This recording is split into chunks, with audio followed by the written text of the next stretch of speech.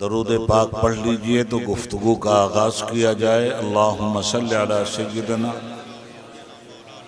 व मौलाना मुहम्मद मादिनिल जूद वल करम व आलिहि व सहबिहि व बारिक व सल्लिम। मेरी इंतहाई निगारिश यही है, तेरे नाम से इब्तिदा कर रहा हूँ। तमाम तारीफ अल्लाह रब्बुल आलमीन के लिए है, जिसने हमें रहमतुल लिल आलमीन जैसी नेमत अता फरमाई। तमाम तारीफ और मदहो सना अल्लाह रब्बुल औला के लिए, जिसने हमें मोहम्मद मुस्तफ़ा दिया। और तमाम दरूद व सलाम मोहम्मद मुस्तफ़ा अलैहि तहियतो व सना के लिए, जिन्होंने हमें एक खुदा का पता दिया। एक देखने वाले का कहा मान लिया है, बिन देखे तुझे हमने खुदा मान लिया। अकीदत व मोहब्बत के हारो फूल पेश हैं अहले बैत अतहार, सहाबा किराम, ताबईन एज़ाम, उलमा व सालिहीन, औलिया कामिलीन की मुक़द्दस बारगाहों में,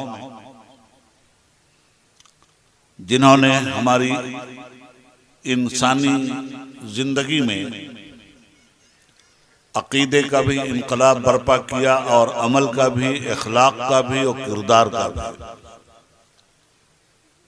और बारगाह मुस्तफ़वी में इस शान से उनके कदमों पे निसार हुए, ये कहते हुए जान दी कि सलीबो दार सही, दश्तो को हसार सही। सलीबो दार सही, दश्तो को हसार सही, जहां भी तुमने पुकारा है जान निसार चले। और सुनी जो बांगे जरस्तो बकत्ल गाहे जफा, कफन बदोश हसीराने जुल्फे यार चले। बेपनाह फिक्र नजर की सारी तवानाइयां उस अबकरी बारगाह में उबैदुल्लाह आज़मी निछावर कर रहा है, और किसी को खुश करने के लिए नहीं और किसी के ताने की परवाह किए बगैर। जिस शख्सियत ने बरेली की टूटी हुई चटाई पर बैठकर इस्लामियाने हिंद की तकदीर बदल, शिर्क था जब नाज करना अहमद मुख्तार पर, नुक्ता ची थे लोग इल्मे सैयदे अबरार पर। हर वली हर गौस को बेदस्तोपा समझा गया, या रसूल अल्लाह कहने पे था फतवा शिर्क का। कुफ्र पर एक दिन मशीयत को जला ला ही गया, मेरे आका की मोहब्बत का सवाल आ ही गया। सूरतें तस्कीन की निकली दिले सीमाब से, एक किरण फूटी अचानक चरख पर महताब से। उस किरण को अहले दी अहमद रजा कहने लगे। माशाअल्लाह, अल्लाहु अकबर, या रसूल अल्लाह, जिंदाबाद जिंदाबाद। सूरतें तस्कीन की निकली दिले सीमाब से, एक किरण फूटी अचानक चरख पर महताब से। उस किरण को अहले दी अहमद रजा कहने लगे, उम्मते खत्मुर रसूल का पासबां कहने लगे। उस किरण ने राह ईमान को मुनव्वर कर दिया। फूल तो हैं फूल, खारों को गुले तर कर दिया। कौम के ईमान और हुर्मत के निगहबां जिंदाबाद, जिंदाबाद है मुफ्ती अहमद रजा खां जिंदाबाद। अब्र रहमत तेरे मरकत पर गुहर बारी करे, हश्र तक शान करीमी नाज बरदारी करे। फना के बाद भी बाकी है शान रहबरी तेरी, खुदा की रहमतें हो ऐ अमीर कारवां तुझ पर। हजरात मोहतरम, आज का ये इजलास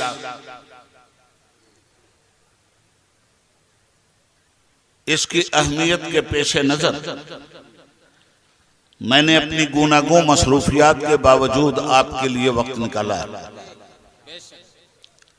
और मुझसे पहले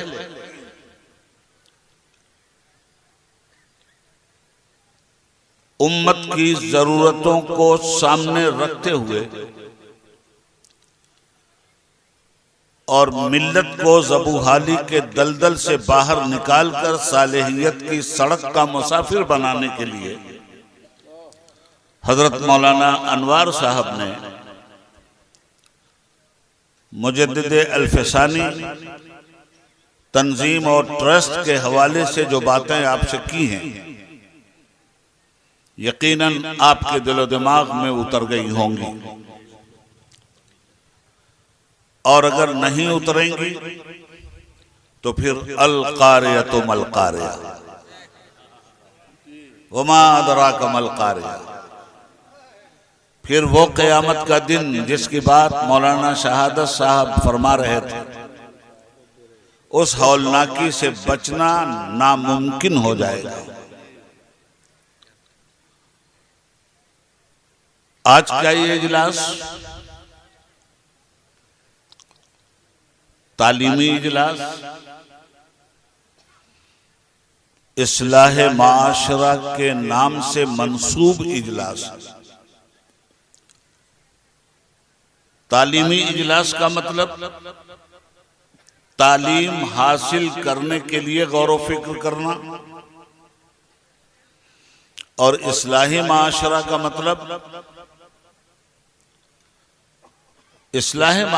मतलब समाज की इस्लाह पर गुफ्तगू करना।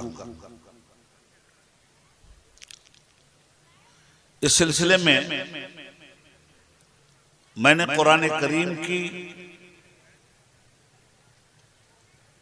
कुछ आयतों को पढ़ने का शर्फ हासिल किया है।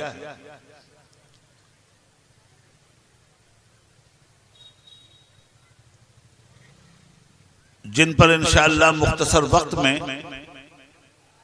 अच्छी खासी रोशनी पड़ेगी। हम लोग मुसलमान हैं, कलमा पढ़ते ही हम पर नमाज फर्ज हो जाता है। मैं गुफ्तगू बिल्कुल आपकी टकसाली जुबान में करूंगा, अपने तर्ज बयान से बिल्कुल अलग हटकर, इसलिए कि ताबिश खंजर एहसास की आगोश में जितनी भी तमन्नाएं हैं वो मुझे मजरूह नजर आ रही हैं, और साज़े हस्ती से उठती हुई आवाज़ निशात बारे नाकामी पहम से दबती चली जा रही है।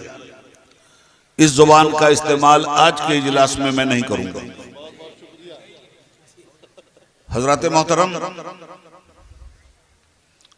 कलमा पढ़ने के बाद फौरन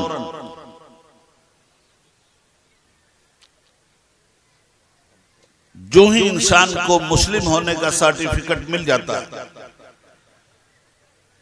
नमाज उस पर फर्ज हो जाता है। नबी करीम सल्लल्लाहु अलैहि वसल्लम ने इरशाद फरमाया, बुनियल इस्लाम अला खम्स, इस्लाम की बुनियाद 5 चीजों पर है: कलमा, नमाज, ज़कात, रोजा और हज।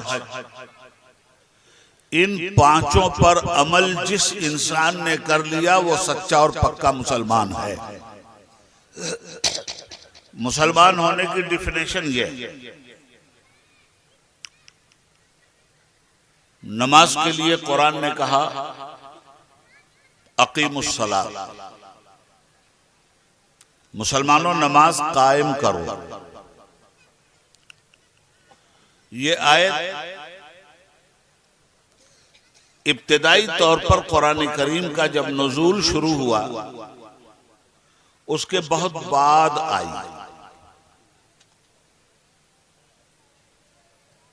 रोजा, या अय्युहल्लज़ीना आमनू कुतिबा अलैकुमुस्सियामु कमा कुतिबा अलल्लज़ीना मिन क़ब्लिकुम लअल्लकुम तत्तक़ून,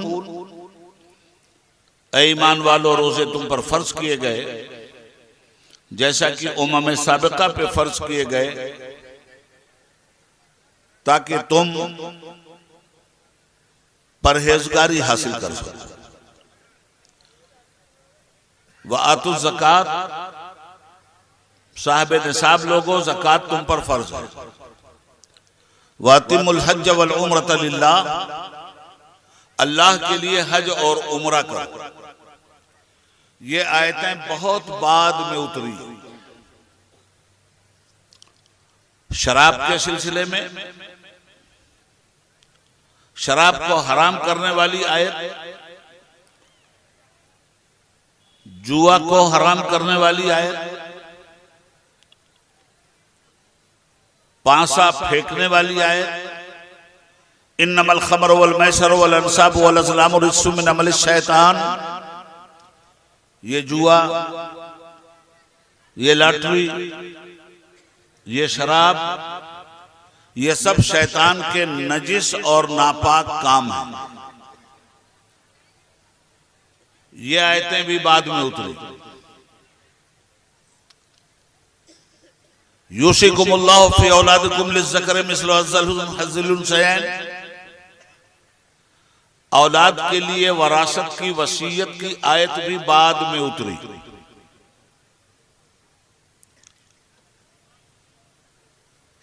अकीमुस्सलात, नमाज कायम करो। कैसे कायम करें? नमाज क्या होती है? रोजे का हुक्म दिया गया, फर्ज है, तो पूछा रोजा क्या होता है? ज़कात का हुक्म हुआ, हज का हुक्म हुआ, उम्रे का हुक्म हुआ। ये फराइज में दाखिल हैं, तो ये फराइज अदा कैसे किए जाएं? आज आप भी पूछोगे और पूछते हो लोगों से। नमाज का माना क्या है? रोजे की मीनिंग क्या है? हज का फायदा क्या है? ज़कात देने की बरकत क्या है? इन तमाम तर चीजों की बात कुरान ने बहुत बाद में की। क्यों? इसलिए कि इन चीजों को जानने का जो जरिया है, अगर वो जरिया आपके पास ना हो तो ना नमाज को जान सकते हैं, ना रोजे को, ना हज को, ना ज़कात को, ना अल्लाह को, ना रसूलुल्लाह को। इसलिए कुरान करीम ने जो सबसे पहली बात की वो फरमाया इक़रा बिस्मि रब्बिक। अगर नमाज को जानना चाहते हो कि नमाज के फायदे क्या हैं तो पढ़ो। पहले तालीम, बाद में नमाज। पहले तालीम, बाद में रोजा। पहले एजुकेशन, बाद में हज और ज़कात। माँ बाप की हैसियत क्या है? बिला तालीम के आप नहीं जान सकते। पड़ोसी का हक क्या है? बिला तालीम के आप नहीं जान सकते। शराब हराम क्यों की गई? बिला तालीम के आप नहीं जान सकते। शादी ब्याह में फजूल खर्ची और उसके अलावा फजूल खर्ची को शैतान का काम क्यों कहा गया? इन्नल मुबज़्ज़िरीन कानू इख़वान शयातीन, बेशक फजूल खर्ची करने वाले शैतान के भाई हैं। ये जितनी बातें कुरान ने की हैं, इन बातों को बिला इल्म के जानना मुहाल था। इसलिए नमाज की बात कुरान ने बाद में की, इल्म की बात पहले की। हज की बात बाद में की, इल्म की बात पहले की। ज़कात और रोजे की बात कुरान ने बाद में की है, इल्म की बात पहले की है। हराम और हलाल की बात कुरान ने बाद में की है, इल्म की बात पहले की है। यहाँ तक कि शिर्क और कुफ्र की बात कुरान ने बाद में की है, इल्म की बात पहले की है। इल्म नहीं होगा तो आप नहीं समझ सकते कि कुफ्र क्या है, शिर्क क्या है, बिदअत क्या है, खुराफात क्या है, बेहुदा रस्म रिवाज क्या है। इन तमाम तर चीजों की खराबियों और इनकी हलाकतों को जानने का जो जरिया और सबब है उसका नाम है इल्म। तो परवरदिगार आलम और अल्लामुल गयूब ने इंसानियत पे सबसे बड़ा करम यह किया कि सारे अहकामात को बयान बाद में किया, अहकामात को समझने वाली बात पहले हमारे सामने रखी। इक़रा बिस्मि रब्बिक, पढ़ो रब का नाम लेकर। तालीम नाम है जानकारी का। अब मुझे बहुत आसमान खिताबत से नीचे उतर कर आपसे बात करनी है, थोड़ी दिक्कत होगी मुझे, मगर इंशाअल्लाह खुश्की पे कश्ती चलेगी। हजरत गिरामी, तालीम नाम है जानकारी का और ये तालीमी बेदारी कॉन्फ्रेंस है। तो तालीमी बेदारी का मतलब हुआ तालीम के लिए सोए हुए लोगों को जगाना, तालीम के लिए गाफिल इंसानों की गफलत की चादर उनके ऊपर से हटाकर इल्म के जेवर से उन्हें माला माल करना, तो ये तालीम की बात है, एजुकेशन की बात। अच्छा देखिए, जिन लोगों के पास तालीम नहीं है वो कहाँ? कहने को तो हवाई जहाज से सऊदी अरब गए, मगर ईंट और पत्थर ढो रहे हैं। कहने को तो हवाई जहाज से गए, मगर जाकर अरब के सहरा में बकरियां चरा रहे हैं। वहां से वापस आकर अच्छी खासी घड़ी पहन लें वो अलग बात है, मगर वहां जो घड़ियाली आंसू उनको बहाने पड़ते हैं उसको सरफे नजर करना मुमकिन नहीं है। तो तालीम हासिल करके एक आदमी जमीन का जर्रा है तो आसमान का सितारा बन जाता है, और इन इंसानों को अल्लाह ने जमीन का जर्रा बनाया नहीं है, अशरफुल मखलूकात बनाया है। अल्लाह आपको चांद की चांदनी की तरह चमकाना चाहता है, सूरज की रोशनी की तरह दुनिया में आपको उजाला फैलाने के लिए पैदा किया गया। वाए नाकामी मताए कारवां जाता रहा, कारवां के दिल से एहसास ज़िया जाता रहा। दो चीजें हैं, याद रखिएगा। एक का नाम है नफा और दूसरे का नाम है नुकसान। आप में है कोई ऐसा जो नुकसान चाहता हो अपना? नहीं। हर आदमी की एक ही ख्वाहिश है, मुझे कामयाबी मिले, फायदा मिले। जहालत में फायदा नहीं है, नुकसान है। और इल्म के हुसूल में नुकसान नहीं है, फायदा है। ये जो रात के अंधेरे में शबे दैजूर के सन्नाटे में आप मुझे देख रहे हैं और मैं आपको देख रहा हूं,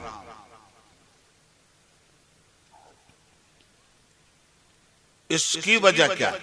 इसका सबब कौन बना? बात आसानी से समझ में आ रही है ना? रात के अंधेरे में हम आपको देख रहे हैं, आप हमें, किसकी वजह से?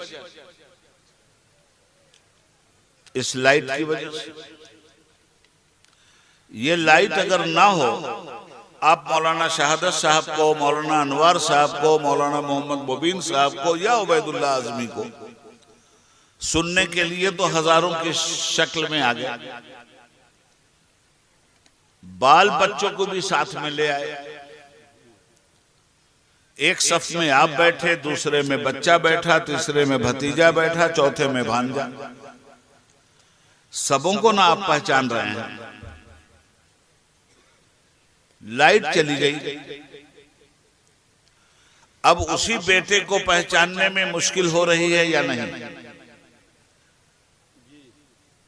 अब अगर अपने बेटे को आप पिछली सफ में टटोलेंगे अपने हाथ से, तो कियास की बुनियाद पर टटोलेंगे, इल्म और यकीन की बुनियाद पर नहीं टटोल सकते। मालूम यह हुआ कि लाइट चली गई तो यकीन चला गया, लाइट चली गई तो कियास रह गया, लाइट चली गई तो इंसान की जिंदगी भूल भुलैया में आ गई, लाइट चली गई तो इंसान का पैर गड्ढे में जाकर टूट भी सकता है, इंसान का एक्सीडेंट भी हो सकता है, और इंसान गलत कियास के जरिए यकीन को मुतजलजल कर सकता है। ये लाइट के जाने की वजह। लाइट के रहने में आप खता नहीं करते, एक दूसरे को पहचानने में आपको दिक्कत नहीं होती। इरशाद फरमाया गया, अल इल्मो नूर, इल्म लाइट है। ये तालीमी बेदारी कॉन्फ्रेंस है ना। अल इल्मो नूर, इल्म है रोशनी, और रोशनी में पहचान होती है, अंधेरे में पहचान नहीं होती। जो आदमी अंधेरे में अपने बाप को नहीं पहचान सकता, वो अंधेरे में अल्लाह को क्या पहचानेगा? जो आदमी अंधेरे में अपने बेटे को नहीं पहचान सकता, वो अंधेरे में रसूलुल्लाह को क्या पहचानेगा? जो आदमी अंधेरे में अपने अपने लोगों को, रिश्तेदारों को नहीं पहचान सकता, वो अंधेरे में लोगों के हुकूक को क्या पहचानेगा। इसलिए इल्म का होना जरूरी है ताकि इल्म की रोशनी में आप पहचान सकें कि अकीदे तौहीद क्या है, अकीदे रिसालत क्या है, नबियों की अजमत क्या है, वलियों की इतरत क्या है, माँ बाप के हुकूक क्या है, पड़ोसी का हक क्या है, उस्ताद का अदब क्या है, शागिर्द के लिए हमारे फराइज क्या हैं, तकब्बुर क्या है जिससे हम हलाक होते हैं, और इनकिसार क्या है जिससे हम आबाद होते हैं।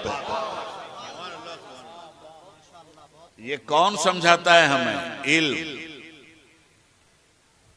नबी करीम सल्लल्लाहु अलैहि वसल्लम इरशाद फरमाते हैं,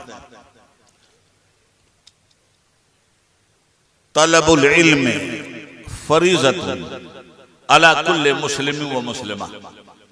इल्म का हासिल करना हर मुसलमान मर्द औरत पर फर्ज है, और ये फर्ज आज बदकिस्मती से हम पर कर्ज है।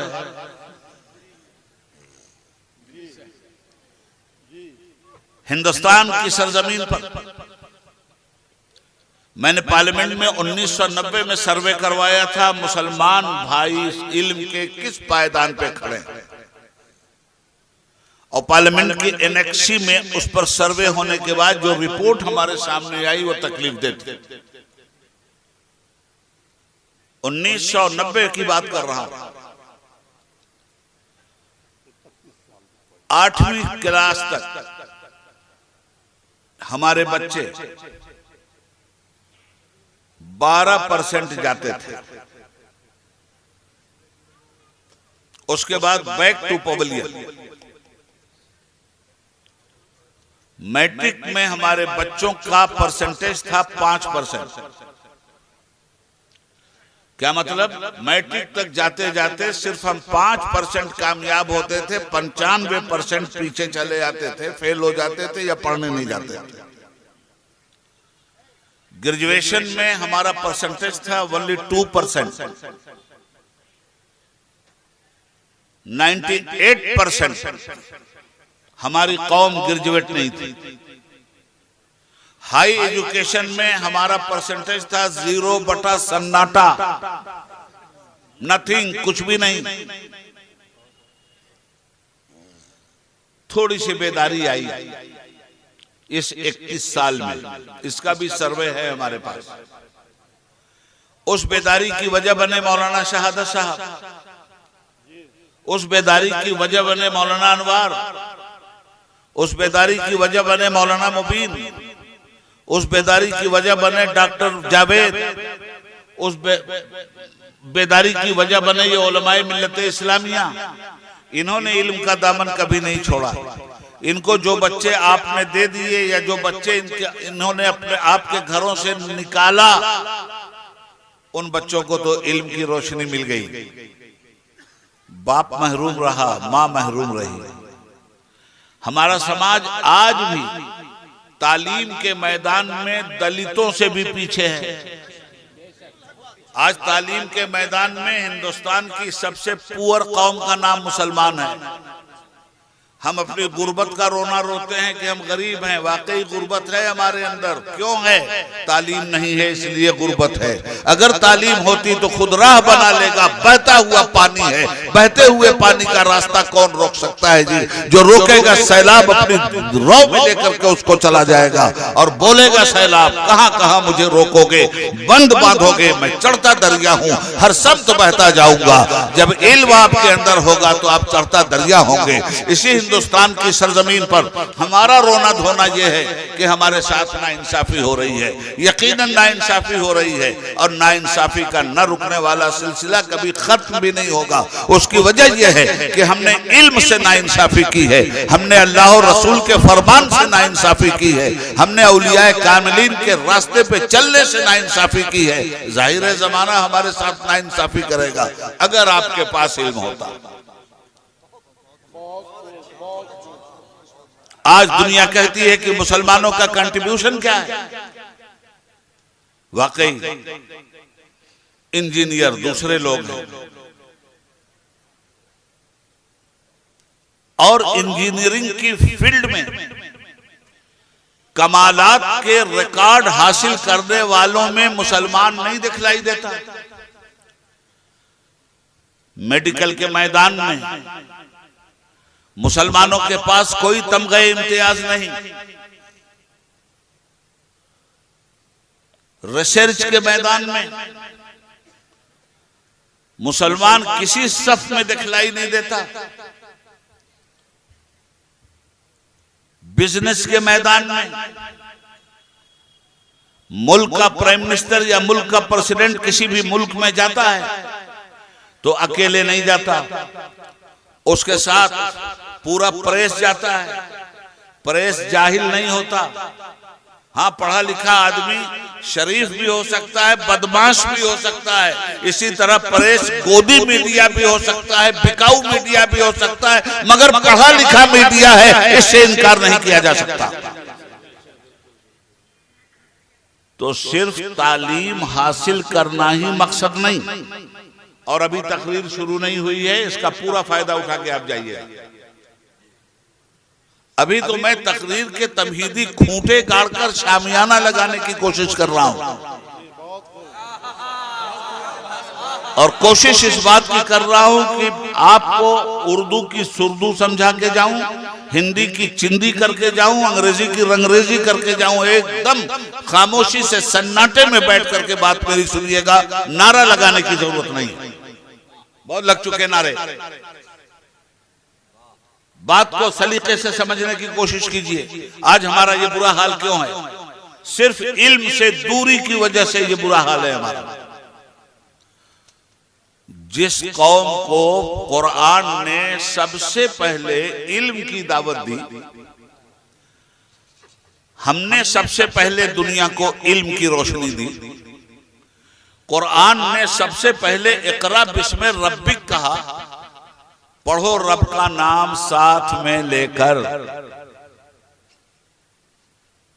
जिन लोगों ने पढ़ा वो अंधेरे में हमारे लिए उजाले का सामान कर रहे हैं। ये बर्की लाइट देने वाला मुसलमान नहीं है, मगर आलिम है वो। और आलिम की डिफिनेशन भी समझ लीजिए। ये लोग जो बैठे हुए हैं यहाँ इल्म की सनद लेके, यही आलिम नहीं है।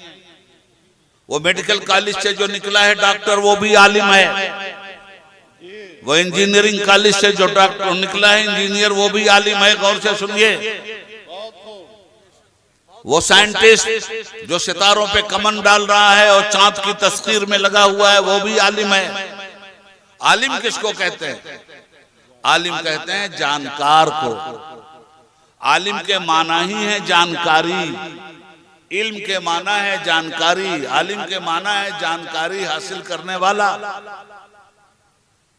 हमारे उलमा ने कुरान और सुन्नत का इल्म हासिल किया है, ये कुरान और सुन्नत के आलिम है।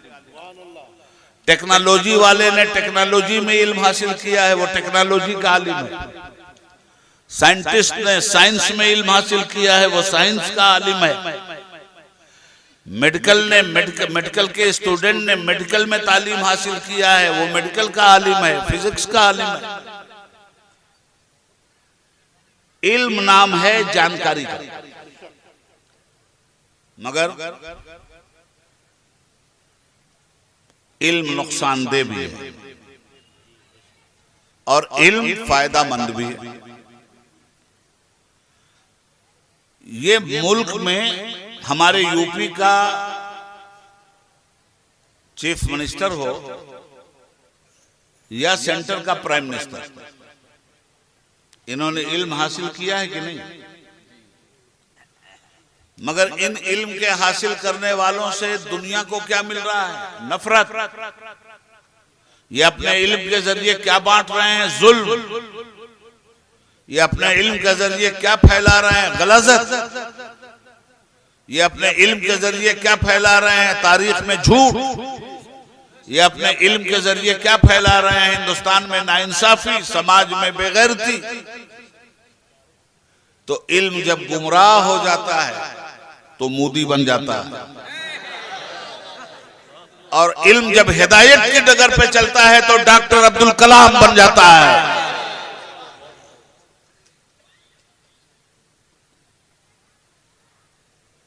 इल्म इंसान को गुमराह भी करता है और हिदायत की राह पे भी डालता है। बड़े बड़े साहिबान इल्म, उनके इल्म से इनकार नहीं, मगर उनकी गुमराहियां भी तश तश बाम है। बड़े बड़े साहिबान इल्म, उनके इल्म से मफर नहीं, मगर उनकी बदएतिकादी भी अजहर में नशम्स है। पढ़े लिखे लोग हैं, तालीम के बगैर इंसान तरक्की नहीं कर सकता।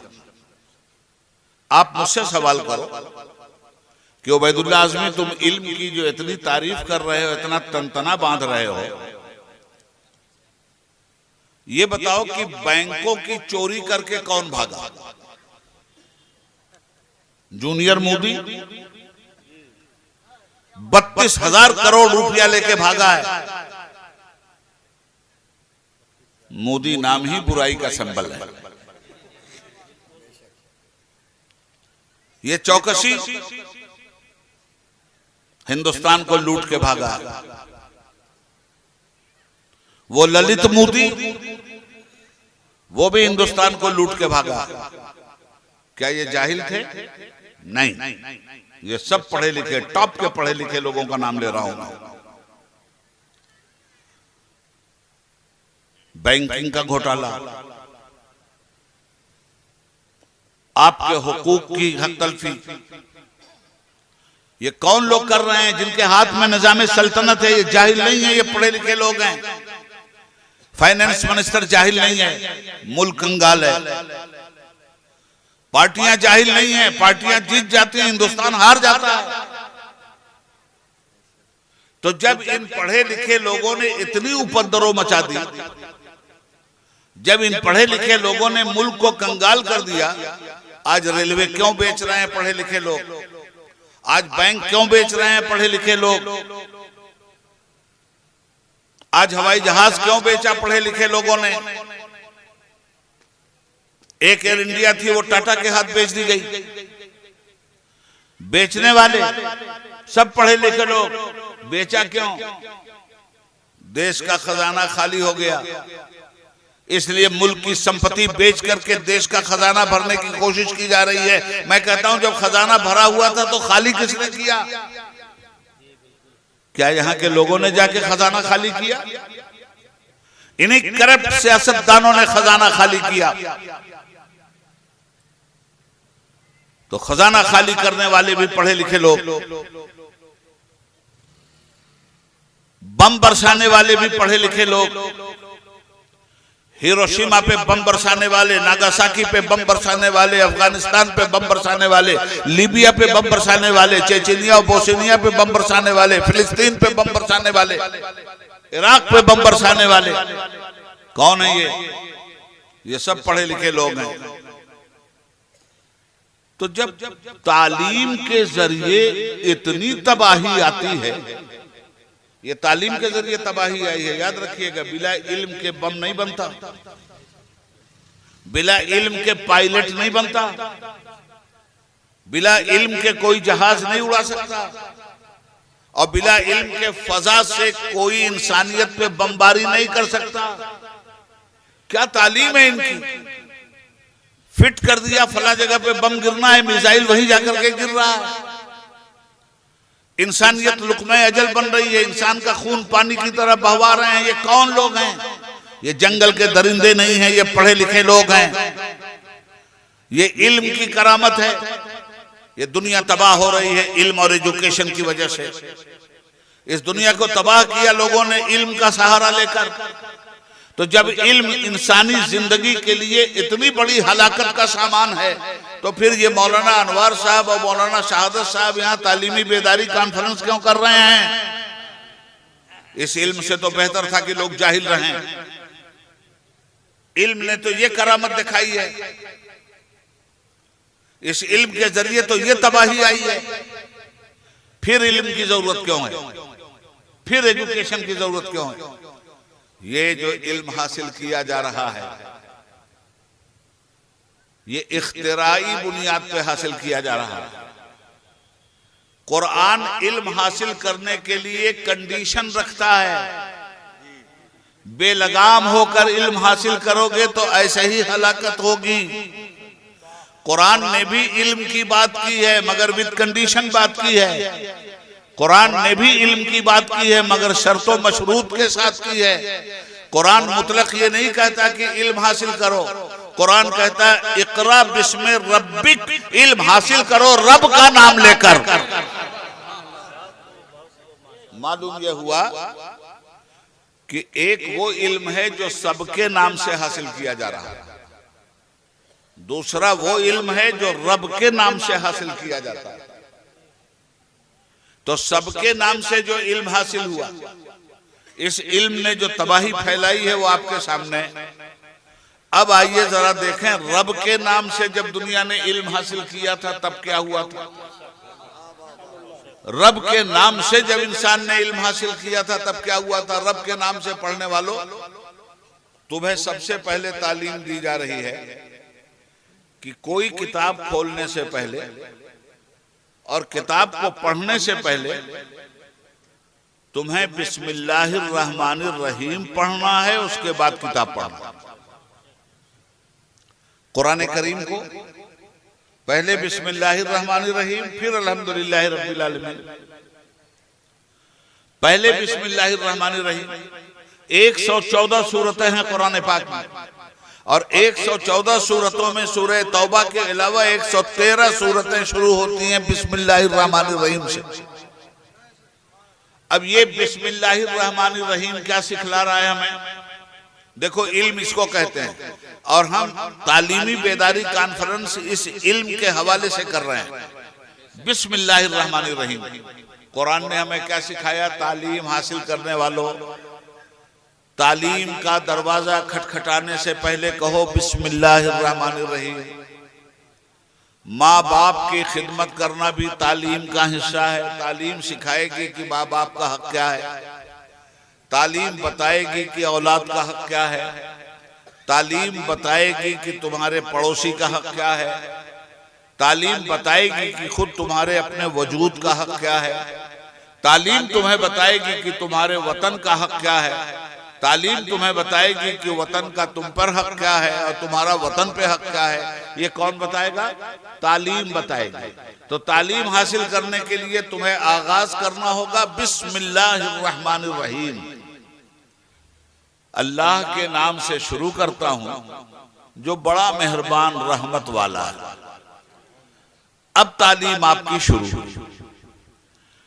तो इस सिर्फ बिस्मिल्लाहिर्रहमानिर्रहीम की समाज अगर आदत डाल ले तो इल्म के साथ साथ इस्लाह माशरा भी मुकम्मल तौर पे हो जाएगा। आज के इस जलसे का उन्वान है तालीमी बेदारी और इस्लाह माशरा कॉन्फ्रेंस। मैं कहता हूं तालीम के मामले में सबसे पहले बिस्मिल्लाहिर्रहमानिर्रहीम कहने की आदत डालिए।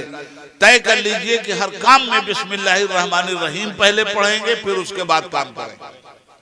उठे बिस्मिल्लाहिर्रहमानिर्रहीम, बैठे बिस्मिल्लाहिर्रहमानिर्रहीम, आंख खुली देखा बिस्मिल्लाहिर्रहमानिर्रहीम, हाथ से पकड़ा बिस्मिल्लाहिर्रहमानिर्रहीम, खाने का निवाला उठाया बिस्मिल्लाहिर्रहमानिर्रहीम, चल दिए बिस्मिल्लाहिर्रहमानिर्रहीम, बैठ गए बिस्मिल्लाहिर्रहमानिर्रहीम, लोगों से बात किया बिस्मिल्लाहिर्रहमानिर्रहीम, सो रहे हैं बिस्मिल्लाहिर्रहमानिर्रहीम, बिस्तर छोड़ रहे हैं बिस्मिल्लाहिर्रहमानिर्रहीम। आप समझिएगा इस बात को। अगर आपने बिस्मिल्लाहिर्रहमानिर्रहीम को वजीफा बना लिया कि बिला बिस्मिल्लाह के हम कोई काम नहीं करेंगे, इस्लाह माशरा हो जाएगी सिर्फ बिस्मिल्लाह की बरकत से। बिस्मिल्लाहिर्रहमानिर्रहीम। अच्छा, झूठ बुरी चीज है या अच्छी चीज? सूद खाना बुरी चीज है या अच्छी चीज? नमाज छोड़ना बुरी चीज है या अच्छी चीज? अब आपको हो गई हर वक्त बिस्मिल्लाहिर्रहमानिर्रहीम की आदत, तो आप क्या कहेंगे? बिस्मिल्लाहिर्रहमानिर्रहीम, अब मैं झूठ बोलने जा रहा हूं। बिस्मिल्लाहिर्रहमानिर्रहीम, अब मैं फला पे जुल्म करने जा रहा हूं। बिस्मिल्लाहिर्रहमानिर्रहीम, अब मैं फला फसाद करने जा रहा हूं। बिस्मिल्लाहिर्रहमानिर्रहीम, अब मैं सूदी कारोबार करने जा रहा हूं। कीजिएगा। इस बिस्मिल्लाहिर्रहमानिर्रहीम ने हर हराम रोक दिया, इसलिए कि हराम काम पर बिस्मिल्लाह पढ़ा ही नहीं जा सकता, और जब बिस्मिल्लाह पढ़ा है तो हराम काम किया ही नहीं जा सकता। एक बिस्मिल्लाहिर्रहमानिर्रहीम ने हजारों फितना और फसाद का दरवाजा बंद कर दिया। आदत तो डालिए, इकरा बिस्मे रब्बी, पढ़ो रब का नाम साथ लेकर। जब ये पढ़ा गया, गौर से सुन लीजिएगा बात, जब ये पढ़ा गया तब क्या हुआ? आज सबसे बड़ा मसला मौलाना अनवर साहब इस दुनिया में जानते हैं सबसे बड़ा मसला क्या है? तो टीचर हैं, समझते हैं। आप में जो पढ़े लिखे लोग हैं वो मेरी बात की तायद करेंगे। दुनिया का सबसे बड़ा प्रॉब्लम क्या है पता है आपको? और कोई भी प्रॉब्लम हो उसका हल कौन करता है? एजुकेशन। हर परेशानी का हल है तालीम। आपको पता है दुनिया का सबसे बड़ा संकट क्या है? दुनिया की सबसे बड़ी परेशानी है इकोनॉमी, मईशत। और ये जीएसटी क्यों लगी है आपके ऊपर? मईशत की बर्बादी की वजह से मईशत को बरकरार रखने के लिए जीएसटी लगी है आप पर। ये इनकम टैक्स क्यों, ये सेल टैक्स क्यों? मईशत बर्बाद हो रही है, मईशत की बहाली के लिए ये सेल टैक्स लिया जा रहा है, ये इनकम टैक्स लिया जा रहा है। तो इकोनॉमी का मसला, जिस मुल्क की इकोनॉमी कमजोर हुई वो मुल्क गरीबों की फहरिस्त में आ जाता है, और जिस मुल्क की इकोनॉमी डेवलप कर गई वो मुल्क दुनिया पर राज करता है। आपकी इकोनॉमी, आपका रुपया क्या हैसियत रखता है भाई? अमेरिका के $1 को अगर आपको खरीदना है, अमेरिका का 1 रुपया, तो आपको 75 रुपया देना पड़ेगा, तब अमेरिका का 1 रुपया आपको मिलेगा। ओमान का 1 रुपया अगर आपको खरीदना है तो आपको 150 रुपया देना पड़ेगा, तब वहां का 1 रुपया आपको मिलेगा। सऊदी अरब का रियाल अगर 1 आपको खरीदना है तो आपको 17 रुपया देना पड़ेगा, तब 1 रियाल आपको मिलेगा। कहां खड़ी है इकोनॉमी आप? ये इल्म है दोस्तों, इल्म। तो आज पूरी दुनिया की इकोनॉमी हो गई बर्बाद। तो अब जिन लोगों को, जो जालिम हैं, डाकू हैं, वो क्या करते हैं? डाकू के घर में पैसा नहीं तो डाकू क्या करता है? डकैती। और डकैती किसके यहाँ करता है? जिसकी जेब भरी हुई है। चोर चोरी कहाँ करता है? जहां माल हो। तो ये जो बम बरसा रहे हैं ये वो चोर और डाकू हैं जिनके मुल्क का खजाना खाली है। अब जिन मुल्कों के पास पैसा रहा उनको भिखारी बना के खुद दौलतमंद बनने के लिए ये सारी दुनिया में चक्कर फैलाए हुए हैं, चाहे वो एटम बम का चक्कर हो, चाहे वो हाइड्रोजन बम का चक्कर हो। इकोनॉमी, अमेरिका की इकोनॉमी ढह गई है, बर्बाद है। अफगानिस्तान बर्बाद है। जब क्या नाम है, यूरोप के ममालिक, क्यों? इकोनॉमी का मसला है। आज जितनी जंग हो रही है ना, सिर्फ इकोनॉमी का मैटर। माशियात, पैसा, पैसा कमजोर हो गया, पैसा मजबूत हो गया। पढ़े लिखे लोग जानते हैं पैसा कमजोर होने का मतलब आपकी इकोनॉमी ढह गई, आपकी माशी जिंदगी ढह गई, आपका मुल्क भिखारी हो गया। इस इकोनॉमी को दुरुस्त करने के लिए हजार जतन किए गए हैं। बड़ी बड़ी कॉन्फ्रेंसें हो रही हैं, तमाम इकोनॉमिस्ट बैठते हैं, तमाम फाइनेंस मिनिस्टर पूरी दुनिया के इकट्ठा होकर के बैठ करके इकोनॉमी की बहाली पे चिंतन मंथन करते हैं। मगर मरीज इश्क पर रहमत खुदा की मरज बढ़ता गया, जुजू दवा की, ये सब बर्बादी। आइए, ये सबके नाम की तालीम है। जो इकोनॉमी मुल्कों की बर्बाद हो गई और मुल्क अपनी इकोनॉमी को डेवलप करने के लिए दूसरे मुल्कों का खून चूसते हैं, दूसरे मुल्कों पे बम बरसाते हैं। अब आइए जरा सा सबके नाम की तालीम ने तो आपको भिखारी बना दिया। और किस तरह भिखारी बनाया? सिर्फ आपको माशी एतबार से भिखारी नहीं बनाया, आपको रूहानी एतबार से भिखारी बना दिया। आपको बदकिरदार बनकर किरदार की दौलत आपसे छीन लिया, आपको बेईमान बनाकर ईमान की दौलत इन्होंने आपसे छीन लिया, आपको बदअमल बनाकर अमल की दौलत इन्होंने आपसे छीन लिया, आपको बेहया बनाकर शराफत और हया की चादर इन्होंने आपके सर से उतार लिया है। इस तरह से इंसानियत को इन्होंने नंगा किया है और इस तरह से इनके इल्म ने दुनिया को बर्बाद किया है। मगर इकरा बिस्म रब्बिक पे जब अमल हुआ था, पढ़ो रब का नाम साथ में लेकर, तब क्या हुआ? हजरत उमर रज़ी अल्लाह ताला अन्हु की हुकूमत है। इस हुकूमत का जोग्राफिया कितना बड़ा है? हिंदुस्तान तो सिर्फ कश्मीर से कन्याकुमारी तक है ना, मगर हजरत उमर रज़ी अल्लाह ताला अन्हु की हुकूमत अफगानिस्तान की सरहद और हिंदुस्तान की सरहद तक आई थी। वो हुकूमत, हजरत उमर की हुकूमत, ईरान एक मुल्क है आज, कल हजरत उमर का एक सूबा था। इराक आज एक मुल्क है, कल हजरत उमर का सूबा था। मिस्र आज एक मुल्क है, कल हजरत उमर का सूबा था। हजरत उमर की हुकूमत का नाम था मदीना की हुकूमत। उस हुकूमत की कैपिटल सिटी, जिस तरह हिंदुस्तान की कैपिटल सिटी दिल्ली है, उसी तरह इस्लामी दुनिया की कैपिटल सिटी मदीना शरीफ था। हजरत उमर मदीने में, हुकूमत कहां हो रही है? इराक पे, हुकूमत ईरान पे।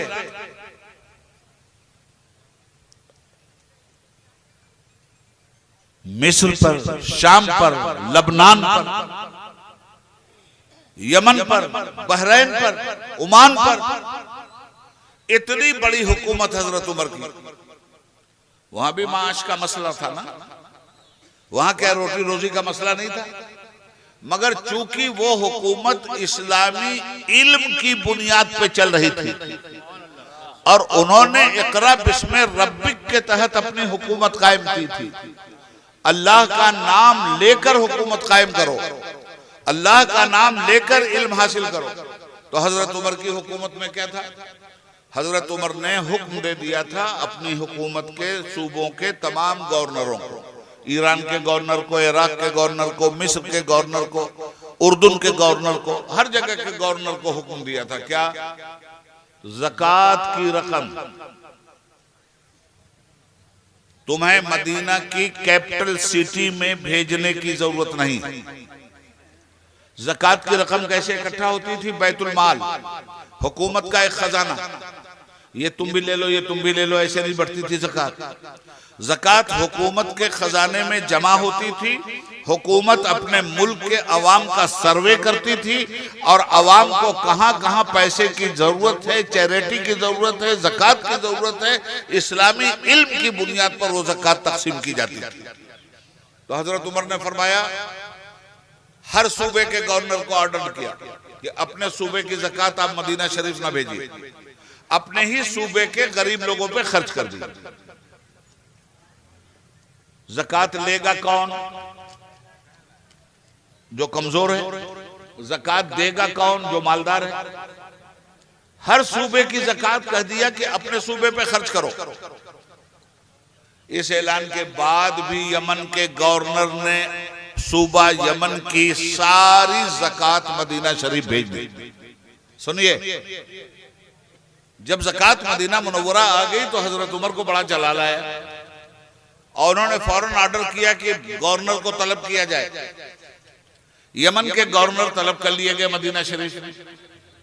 हजरत उमर ने कहा, क्यों जी, क्या तुमने मेरा ऑर्डर नहीं सुना था? कहा हुजूर सुना था। कहा फिर ज़कात यमन के गरीब मुसलमानों पे क्यों नहीं खर्च किया, मदीना क्यों भेजा? उनका हुजूर आपका इकबाल सलामत हो, रब के नाम के साथ पढ़ने की तालीम सलामत रहे। ए उमर, हम क्या ज़कात देते यमन वालों को? यमन में तो हाल ये है ईमानदारी से ना हुकूमत चलती है। जब ईमानदारी से हुकूमत चलती है तो कोई गरीब नहीं रहता, इसलिए कि कोई जालिम किसी मजलूम का हक नहीं मार पाता। जब जालिम मजलूम का हक न मार पाए तो मजलूम कभी भी बर्बाद नहीं होगा। जब अमीर आदमी गरीब का हक न मार ले तो कोई आदमी दुनिया में गरीब नहीं होगा। याद रखना, इस्लाम ने यही सिखाया था। किसी जालिम के अंदर यह हिम्मत नहीं थी इस्लामी हुकूमत में कि किसी मजलूम को रुला दे और उसकी आंखों से आंसू। हजरत उमर चमड़ी उधेड़ लिया करते थे।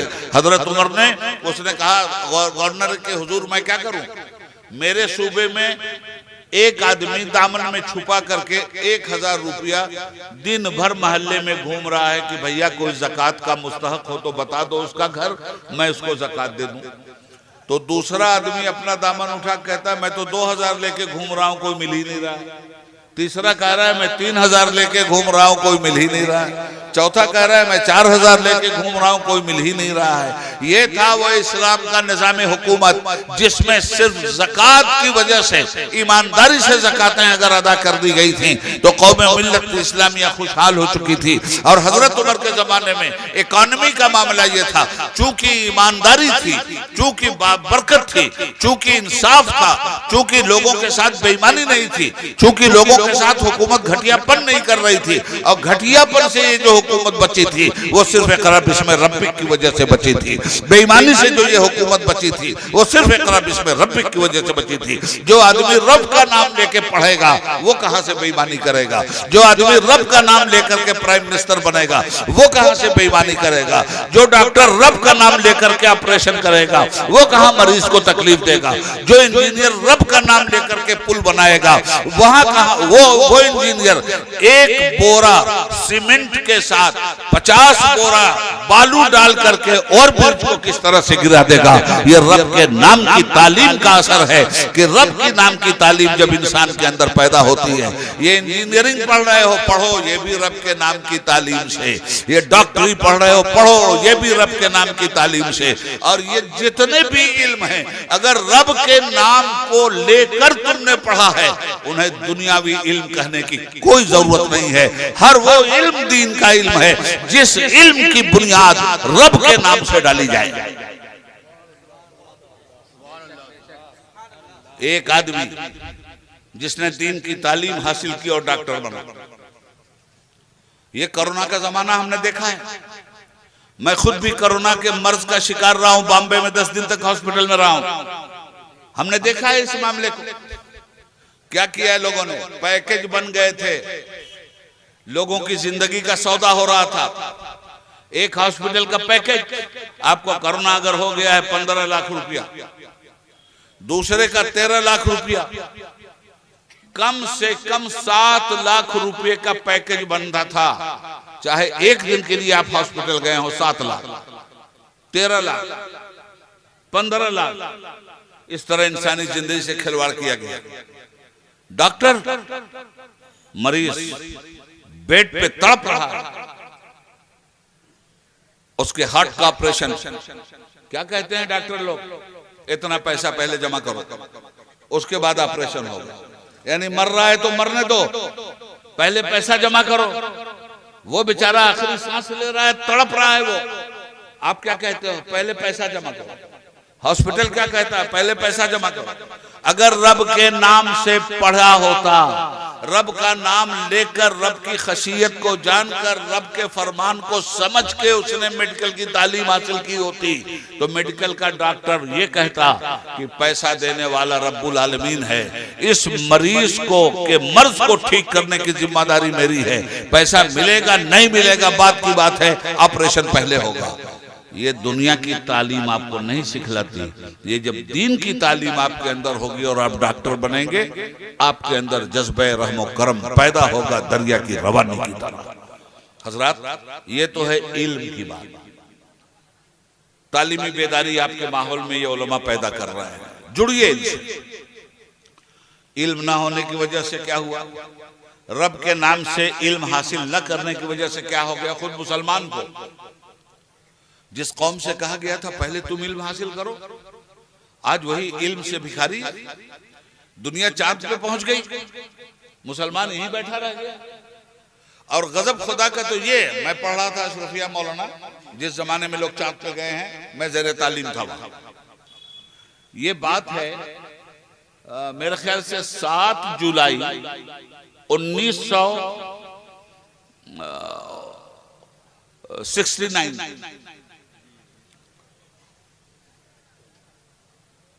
7 जुलाई 1969 की बात। ऐलान हो गया दुनिया चांद पे चली जाएगी। तो मालूम नहीं कितने लोगों ने इनकार कर दिया। झूठ है, बहुत बड़ा झूठ है आम तरीके से। अच्छा, हमारे मदरसे वाले तो 99% कहते थे झूठ, बिल्कुल झूठ, बिल्कुल झूठ। खुद हमारे अशरफिया के एक बहुत बड़े आलिम, हमारे उस्ताद, नाम नहीं लूंगा, अरे उनका इससे बड़ा इस सदी का झूठ हो ही नहीं सकता। आज आप भी झूठ मान रहे हो क्या इसको? बोलो, चांद पे दुनिया पहुंची कि नहीं? दुनिया पहुंच गई चांद पे। हमने कहा झूठ। क्यों कहा झूठ? इसलिए कि हमने वो इल्म हासिल ही नहीं किया जिसके जरिए चांद पे पहुंचा जा सकता है। तो बजाय इसके कि उस पहुंचने वाले की तारीफ करते, सिरे से हमने इनकार कर दिया कि ऐसा वाकई नहीं हुआ, ऐसा फराड की बात है। मेरे भाई, मैं बहुत माजरत के साथ अपने उलमा से कहना चाहता हूं कि कुरान को अमीक मुताले के साथ पढ़िए और पढ़ाइए। दुनिया आज चांद पे गई है 20वीं सदी में। कुरान करीम ने तो 6ठी सदी ईस्वी में ये कह दिया था कि इंसान चांद पर जाएगा। कितने लोगों की निगाह से गुजरी आयत। कुरान ने चांद पे जाने की थ्योरी भी दी है और चांद पे जाने की पेशनगोई भी, और सिर्फ चांद तक नहीं रोका है कुरान ने। इक़रा बिस्मि रब्बिक तो पढ़ो। उठाइए 30वां पारा, खोलिए सूरह इंशिकाक और चांद पर कुरान जो गुफ्तगू कर रहा है उसको समझने की कोशिश कीजिए। वल कमरे ज़त्तसक़, मैं कसम खाता हूं चांद की जब वो बदरे कामिल हो जाए। 14वीं के चांद की कसम खा रहा है कुरान। वल कमरे ज़त्तसक़, गौर से सुनिएगा। और इत्तेफाक से उलमा है और ग्रामर के लोग हैं। मुझे ग्रामर पढ़े हुए 60 साल हो चुका। आपका इल्म ताजा है। यहां तो जो लिखा पढ़ा था नियाज ने उसे साफ दिल से भुला दिया वाली बात। मगर सुनिए, शायद कि उतर जाए तेरे दिल में मेरी बात। वल कमरे ज़त्तसक़, कसम खाता हूं चांद की जब वो मुकम्मल दिखलाई दे। अगली आयत, वल कमरे ज़त्तसक़, कोई सुनना चाहता था मैं। लतरकबुन्ना तबक़न अन तबक़, क्या तर्जुमे हुए हैं? उठाइए कुरान खोलिए। और क्या तफसीर बयान की है उलमाए तफसीर ने, वो भी पढ़ लीजिए। लतरकबुन्ना तबक़न अन तबक़, तुम जरूर जाओगे एक मंजिल से दूसरी मंजिल तक। तफसीर में क्या बयान किया गया? यानी आदमी पैदा हुआ है तो बचपन से जवानी तक जाएगा, जवानी से बुढ़ापे तक जाएगा, बुढ़ापे से मौत तक जाएगा, मौत से कब्र तक जाएगा, बरज़ख तक जाएगा, फिर हश्र तक जाएगा। यही तो तर्जुमा हुआ है लतरकबुन्ना तबक़न अन तबक़ का, या कुछ और भी हुआ है? कुछ और हुआ तो आप लोग बता दें मुझे। लतरकबुन्ना तबक़न अन तबक़ का तर्जुमा है कि तुम मंजिल ब मंजिल जाओगे। और तफसीर में हमें यह बताया गया कि इससे मुराद यह है कि बचपन जवानी में बदल जाएगी, जवानी बुढ़ापे में बदल जाएगा, बुढ़ापा मौत में बदल जाएगा, मरने के बाद बरज़ख में बदल जाएगा, बरज़ख से हश्र में बदल जाएगा, हश्र से जन्नत या जहन्नम में बदल जाएगा। लतरकबुन्ना तबक़न अन तबक़ का मफ़हूम यह बयान किया गया। उठाइए सारी तफसीरें, और गलत नहीं बयान किया गया। यह भी है एक मतलब, हम इसका इनकार भी नहीं करते, मगर ये मजाजी तर्जुमा है। और मजाज का सहारा कब तक लिया जाता है? जब तक हकीकत मुशाहिदे में ना आ जाए। अगर हकीकत सामने आ जाए तो आप मजाजी तर्जुमा करेंगे। लतरकबुन्ना तबकन अन तबक, हम इसका तर्जुमा करते हैं तुम जरूर जाओगे सवारी करते हुए एक तबक से दूसरे तबक पर। बचपन से जवान नहीं हो जाओगे, जवान से बूढ़े नहीं हो जाओगे, ये मजाजी तर्जुमा है। जब चांद पे आदमी चला गया तो अब हकीकी तर्जुमा करना होगा। लतरकबुन्ना तबकन अन तबक, जिस तबक की बात हो रही है वो जमीन है। जमीन पे इंसान बसता है, इंसान को कुरान एड्रेस कर रहा है। कुरान का इल्म कह रहा है कि तुम एक तबक से दूसरे तबक पर जाओगे और सवारी करते हुए जाओगे। लतरकबुन्ना, रकबा यरकबो से मुश्तक है, तो ये लतरकबुन्ना रकबा यरकबो से मुश्तक है। तो तर्जुमा हुआ कि तुम सवारी करते हुए एक प्लेनेट से दूसरे प्लेनेट पे जाओ। तो जिस प्लेनेट पे हम रहते हैं इसका नाम है जमीन, और इसका जो पड़ोसी प्लेनेट है उसका नाम है चांद। तो लतरकबुन्ना तबकन अन तबक, तुम जरूर जाओगे एक तबक से दूसरे तबक पर सवारी करते हुए। आप मुझे बताइए कि ये 1969 में जो लोग इस तबक से उस तबक पर गए बिला सवारी के गए? ये नासा की गाड़ी से न गए थे मौलाना। लतरकबुन्ना तबकन अन तबक, जरूर जाओगे सवारी करते हुए एक तबक से दूसरे तबक पर। फिर आगे सुनिए, ये तबकन अन तबक नहीं है, गोल दायरा आ गया, आयत का निशान आ गया, इसलिए तबकन अन तबक हो गया। है क्या ये तबकन अन तबकिन? थोड़ा सा ही लोगों के लिए बोल रहा हूं, आप भी समझिएगा। तबकन अन तबकिन जेरे तनवीन है काफ के नीचे, और जेरे तनवीन हमेशा उमूम का फायदा देता है। मतलब क्या हुआ, सिर्फ तुम चांद पे जाके रुकने वाले नहीं हो, तुम चांद से भी आगे जाओगे, ये उमूम का फायदा दे रहा है। तबकन अन तबकिन, गया इंसान, सवारी से गया इंसान। फिर कुरान कहता है जाने वाले मुसलमान नहीं होंगे। कब कह रहा है? पढ़िए कुरान, इकरा बिस्म रब्बिक, पढ़ो और अपने रब के नाम से। जाने वाले मुसलमान नहीं होंगे। वल कमरे तसक, कसम खाता हूं चांद की जब वो बदरे कामिल बनता है। लतरकबुन्ना तबकन अन तबक, तुम जरूर जाओगे एक तबक से दूसरे तबक पर। जाने वाले मुसलमान नहीं होंगे। फमा लहुम ला युमिनून, इतनी सच्ची पेशन गोई के बाद और इतनी बड़ी हकीकत देखने के बाद तुम्हें क्या हो गया है कि तुम मुसलमान नहीं हो रहे हो? फमा लहुम ला युमिनून, हमने इतनी सच्ची पेशन गोई कर दी और ये काम भी हो गया, इसके बावजूद तुम्हें क्या हो गया है कि तुम मुसलमान नहीं हो रहे हो? गए थे ना, एक भी मुसलमान नहीं हुआ ना। अच्छा एक बात और सुन लीजिए, फिर चलते चलाते आगे ध्यान में। लतरकबुन्ना तबकन अन तबक, कुरान ये कहता है जाने वाला एक नहीं होगा। अंग्रेजी में एक को क्या कहते हैं? सिंगुलर, और दो जब आ जाए तो जमा हो जाता है। अंग्रेजी में एक को वाहिद कहते हैं और दो को जमा कहते हैं। अरबी का ये कायदा नहीं। अरबी का कायदा यह है कि एक को वाहिद, दो को तस्निया, जब तीन हो जाए तो जमा। लतरकबुन्ना मौलाना जमा का सेगा है, एक नहीं जाएगा चांद पे, दो भी नहीं जाएंगे चांद पे, जमा की शक्ल में जाएंगे, कम से कम तीन जाएंगे। लतरकबुन्ना तबकन अन तबक, फमा लहुम ला युमिनून।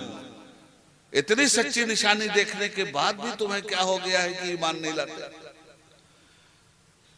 अर्ज ये कर रहा हूं कि कुरान करीम को पढ़ने के लिए अच्छे ढंग से, एक तमाशा हो गया हमारे यहाँ, मजहब और साइंस में टकराव हो गया। साइंस भी इल्म है, मजहब भी इल्म है। हमारे मजहबी लोगों ने कहना शुरू किया, अरे भाई साइंस बड़ा गुमराह करती है, साइंस मत पढ़ो। मैं कहता हूं अल्लाह के बंदो, ये पूरा कुरान क्या है, ये हिकमत क्या है? फिर कुरान करीम में कम से कम हाफिज मिल्लत की जूतियां सीधी करने वाला उनका नमकखार उबैदुल्लाह आज़मी ये कह के गुजरना चाहता है कि 1000 आयतें मैं तुम्हें दिखला दूंगा कुरान करीम में जो डायरेक्ट साइंस पे बहस करती है।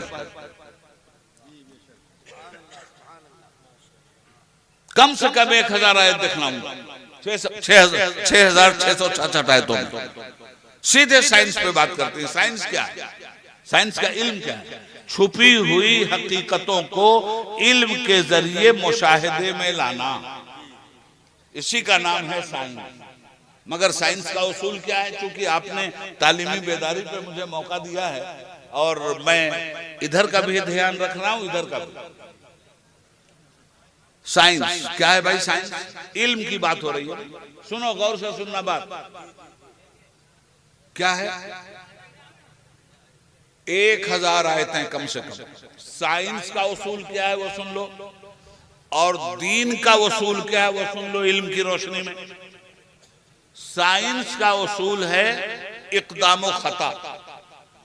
साइंस की बुनियाद क्या है? साइंस के इल्म की बुनियाद है इक़दाम व खता। कोशिश करके किसी चीज को साबित कर देना, मगर उस साबित शुदा चीज के अंदर खता का इम्कान है।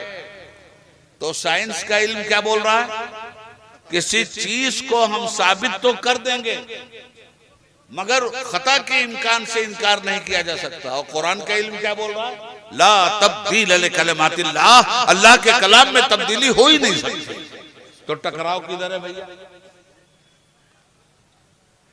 साइंस को चल रहा है जमीन पे, दीन चल रहा है आसमान पे, टकराव किधर हो? हवाई जहाज का हवाई जहाज से टकराव हो सकता है, कार का भी हवाई जहाज से टकराव कभी आपने सुना? इसलिए मेरे भाई, दीन के लिए साइंस तो सिर्फ क्रिएशन पे बात करती है, मखलूक पे बात करती है। साइंस का सब्जेक्ट खालिक है ही नहीं, मजहब है ही नहीं। आप मुकाबले की बात क्यों कर रहे हो साइंस से? साइंस से कुरान बहुत आगे बढ़ा हुआ है। साइंस सिर्फ क्रिएशन की बात करती है, कुरान क्रिएशन की भी बात करता है, क्रिएटर की भी बात करता है, मखलूक की भी बात करता है और खालिक की भी बात करता है। खैर चलो, अब ये मसला बहुत ऊंचा हो गया। अब जरा सा मैं आ जाऊं माशरे की इस्लाह की तरफ 10 मिनट। तो ये माशरे का क्या मामला है भाई? माफ कर देना यार, मैं अपनी आदत से मजबूर हूं, कह गया हूं खुदा जाने क्या क्या कुछ। समझो बात को। ये माशरे की इस्लाह की भी बात मौलाना अनवर साहब ने की है इस जलसे के लिए। तो माशरे की इस्लाह किस माशरे की? मुस्लिम माशरे की। मुस्लिम माशरे की इस्लाह का तो कोई सवाल ही नहीं पैदा होता।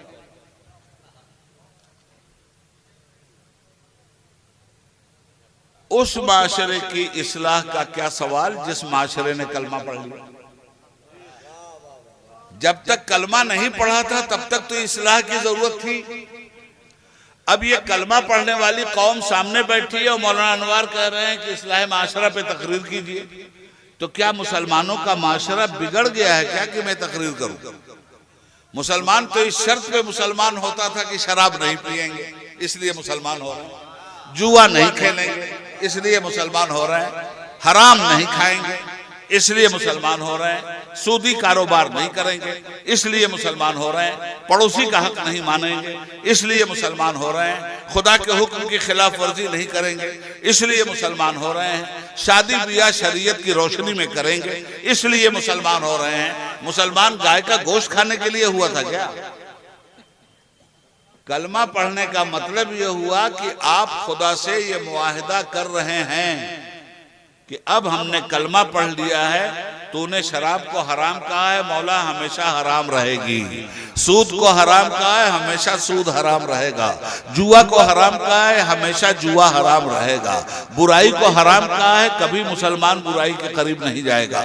बेहयाई को हराम कहा है, बेहयाई कभी उसके करीब नहीं जाएगा, न मुसलमान नहीं जाएगा। मगर ये क्या बात है, कलमा भी पढ़ लिया और बुराई भी नहीं छोड़ रहे। जहां इस्लाम होगा वहां बुराई नहीं होगी, और जहां बुराई होगी वहां इस्लाम नहीं होगा। साथ ही साथ ये कह दूं, जहां इल्म होगा वहां बुराई नहीं होगी, और जहां बुराई होगी वहां इल्म नहीं होगा। इसका मतलब ये हुआ कि ये कलमा पढ़ने वाली कौम कलमा पढ़ के जाहिल की जाहिल रह गई। अगर ये जाहिल नहीं होती और इल्म कुरान, इल्म हदीस और सुन्नत रसूल से अगर इसको आगाही होती और उसका इल्म इसके पास होता, मुसलमान होने का मतलब क्या है? इल्म दीन का जानना। इल्म दीन का जानना सिर्फ मौलवी की जिम्मेदारी नहीं है, इल्म दीन का जानना हर मुसलमान की जिम्मेदारी है। कुंतुम खैरा उम्मतिन उखरिजत लिन्नास तामुरूना बिल मारूफ तनहौना अनिल मुनकर व तुमिनूना बिल्लाह। मगर मुसलमानों ने क्या किया? मुसलमानों ने हर वो बुराई अपने समाज में दाखिल कर ली जिन बुराइयों से रोकने के लिए रसूल पाक आए थे, जिन बुराइयों से रोकने के लिए अल्लाह ने कुरान भेजा था। आज कौन सी बुराई है जो हमारे माशरे में नहीं है? ये बात कर रहे थे मौलाना साहब डीजे की और इसकी और उसकी, ये हो रही है, चल रहा है, रुक भी रहा है, अल्लाह करे और भी रुके। मगर मैं आपको बताऊं, मुसलमान की शादी में जो लोग इस तरह की शादी करते हैं, उनकी शादी में कहीं इस्लाम भी होता है क्या? उनके घर में मेहंदी की रस्म, वहां इस्लाम नहीं। हल्दी की रस्म, वहां इस्लाम नहीं। ढोलक बज रही है, वहां इस्लाम नहीं। औरतें गाना गा रही हैं, वहां इस्लाम नहीं। बेपर्दगी हो रही है, वहां इस्लाम नहीं। बन-ठन के दूसरे को दिखाया जा रहा है, वहां इस्लाम नहीं। भाई बहन एक ही साथ हैं, फितरत गैरत मर चुकी है, वहां इस्लाम नहीं। अब बारात चली तो वहां इस्लाम नहीं। 200 आदमी आएंगे तब हम तुम्हारे घर आएंगे, 200 आदमी का खाने का तुम्हें इंतजाम करना होगा, यहाँ भी इस्लाम नहीं। चले तो दुनिया भर की गाड़ी लेके चले, वहां भी इस्लाम नहीं। बाजा बजाते चले, वहां भी इस्लाम नहीं। छछूदर छोड़ते हुए चले, वहां भी इस्लाम नहीं। पटाखा फोड़ते हुए चले, वहां भी इस्लाम नहीं। बाजे पे नाचते और थरकते हुए चले, वहां भी इस्लाम नहीं। जहेज के डिमांड करते हुए चले, वहां भी इस्लाम नहीं। लड़की वाले के घर पहुंचे, गला दबाकर उसका खेत बेचवा करके उससे जहेज लिया, वहां भी इस्लाम नहीं। मोटरसाइकिल दोगे तब शादी करेंगे, वहां भी इस्लाम नहीं। वहां भी पहुंचने के बाद सब चले साथ साथ, इस्लाम कहीं नहीं चला आपके साथ, इस्लाम को चलने ही नहीं दिया आपने। हाँ, अब क्या हुआ? निकाह का जब वक्त आया तब आपको होश आया, अरे भाई अब इस्लाम को बुलाओ, अब इस्लाम के बगैर काम नहीं हो सकता, बारात बेकार हो जाएगी अगर इस्लाम नहीं आया तो। अब इस्लाम को बुलाओ, अब इस्लाम तलाश किया जाने लगा। चौहारा लाके रख दिया, इस्लाम को तलाश करो। कहाँ है मौलाना अनवर साहब, कहाँ है मौलाना शहादत साहब? हाँ आइए साहब, आइए साहब, निकाह का वक्त हो रहा है साहब, निकाह पढ़ा दीजिए साहब। अच्छा, निकाह पढ़ा दिया मौलाना ने, जो ही निकाह